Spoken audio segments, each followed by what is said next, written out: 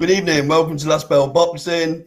We are joined today by Mr. Roberto Diaz, a legend that is. Good evening, Roberto. Good evening.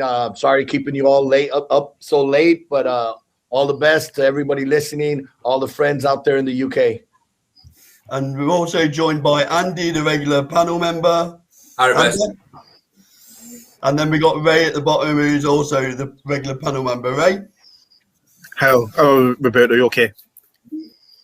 I'm good, pal. Thank you. So, Roberto, obviously it goes without saying that you lived in the UK. You know, the boxing fans in the UK appreciate the work you've done. But what I'd like to do is take us back to the beginning. I've done some homework on you, young man, and I can't believe the story behind how you actually got into matchmaking. So I'll let you tell the story, but if you could just start at the beginning of how you actually got into the industry. It's an incredible. I mean, it's still today, 20 plus years later, it still sometimes amazes me because how I got my foot in, how it all came about, and where it's led up to. It's really like a movie, like a dream, like you don't hear about it on a daily basis. But I was very fortunate. One of my favorite fighters, well known out in the UK, growing up, was Marco Antonio Barrera. Yeah, and I'm a big fan of Barrera's. I lived in San Diego at the time, followed his career. It was coming off the Junior Jones losses that he had back-to-back that I bumped into him at a mall in San Diego during Christmas season. And as a fan, I mean, it was, wow, there's Barrera. Even though he had lost to Junior Jones, I was still a big fan. I knew he was still young enough that he'd come back from it. So I thought I was going over to say some words of encouragement. Keep your head up. You know, I'm a big fan, just like anybody else. But it was just very fortunate. I remember asking him for an autograph, but I wasn't one of those fans that needed that I'd pull out a piece of paper or a napkin or here, write it on my shirt. It had to be, if it was a baseball player, if it was a football player, if it was it had to be something to do with the sport, whatever he was signing. So I remember running around the mall all over, finding something of boxing, but there wasn't anything. I mean, there wasn't a sporting goods store, so there wasn't anything in there that I can get for him to sign. So when I see him later, maybe about an hour later in the mall, I approached him again. He probably thought I was this stalker. And I approached him and I said, if I give you my address, you think you can mail me something signed? Again, Marco, I'm a big fan, blah, blah, blah. So he said, yeah, give me your address. Of course, I already had it written down in a piece of paper in case I saw him again, and I give it to him. And a few weeks passed and nothing. Obviously, it was the holidays, Christmas. Early in January, I get a package in the mail at home. And I open it up, and it's a T-shirt, and it's a studio photo, and it's, here's my address and phone number, stay in touch. And so there was something that I was like, wow, this guy's pretty cool. You know, not only a fighter I enjoy watching, but I look up to. Now fast forward a little bit, and it's 1999, December as well, and I read that he's going to fight close to San Diego, close to home. So I said, I'm going to make the trip out to see him. It's actually where we do many of our shows today in Springs in Indio, California.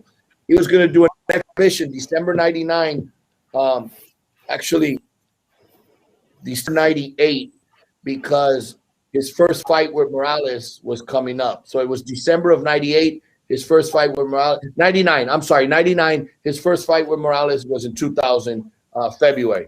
So I go out to see him. And I'm waiting to get into, and he walks in with his team and looks at me, and he says, hey, San Diego, right? San Diego. And I said, yeah, we met at the mall in San Diego. Yeah, come on in. Come in the back with us. I'll introduce you to the team, my father, my uncle, everybody, my brother. So I go in the back in the dressing room with them. They give me a credential. I ended up taking photos. I'd never done that before as far as on the ring mat. So I was excited. Wow, I'm taking photos as like a photographer of Barrera. And then after the fight, he says, what's going on? I said, I want to go to the Morales fight. I really do, but I don't want to sit just anywhere. I mean, I'm willing to pay for my tickets. That's not the issue.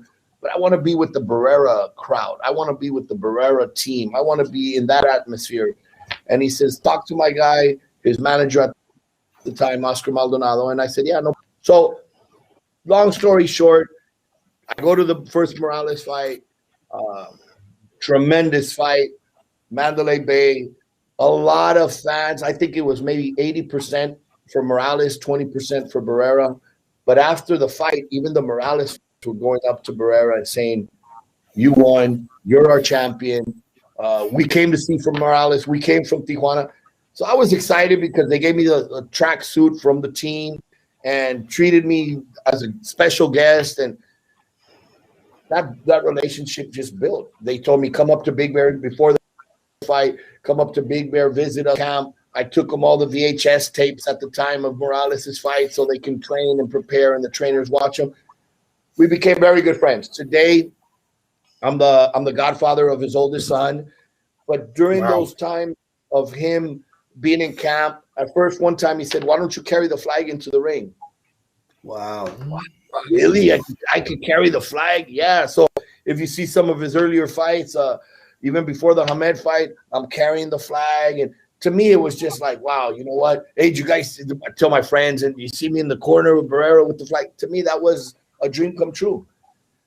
There was no pay. There was no, he was inviting me to the fight. So took care of my room, took care of tickets, but that was just, as a fan, a dream come true. Move on forward. He separates from his promoter and his management team, which was Foreign Boxing and the Maldonado family, and moves over to Oscar de la Hoya's Golden Boy Promotions, who was really beginning at that time in the promotional area. Marco was the first big name signed to Golden Boy. So he calls me, he says, I'm leaving my former team. I'm moving on to this new team. Want to know if you want to come and work with me. And it was like everything in the past had been just part of the team, but really it wasn't with pay. He had his own team doing all his business and everything. But now it's like you're going to be in charge of going and dealing and negotiating my purses and everything. I still think of that today because there was a moment in my mind at the moment that I said, what if I ruin this man's career? I've never done this before. I mean, one thing's to be a fan, one thing's to know styles and say this style doesn't fit that. But now go into an office, sit down and start negotiating purses and numbers. And I thought to myself, there could only be two things that happen. Either it goes this way or it goes that way. And I said, okay, yeah, no, I'm with you and let's do it. I thank God I made that decision because I could have said no. You know, you need somebody that definitely has to take over a career of somebody that knows what they've done or done it in the past. That wouldn't have landed me where I am today, of course. But I said yes. Her first fight was Manny Pacquiao. So right there, I'm like, oh my God. You know, at the beginning, we're fighting Manny Pacquiao. But then when we had the end result, if you remember San Antonio, he stops Marco. Yeah. And it was like, holy crap. Did I just ruin this man's career? And is it my fault? At the time, nobody knew what this phenom was going to turn into, named Manny Pacquiao. You know, you saw something, not an ordinary fighter. You saw something above just upper class fighter, but nothing really special. I had seen this fight with Agapito Sanchez when I was studying the fight for Marco, and it was like, nothing special here. I mean, Agapito was controlling him with the jab. Marco had a beautiful jab because he's a natural southpaw. So I didn't see anything that outside of, oh, he's fast. Fast forward, look at his career he's had. Look what he's still doing today. I mean, the man's just a phenomenal fighter, an amazing fighter. Beyond.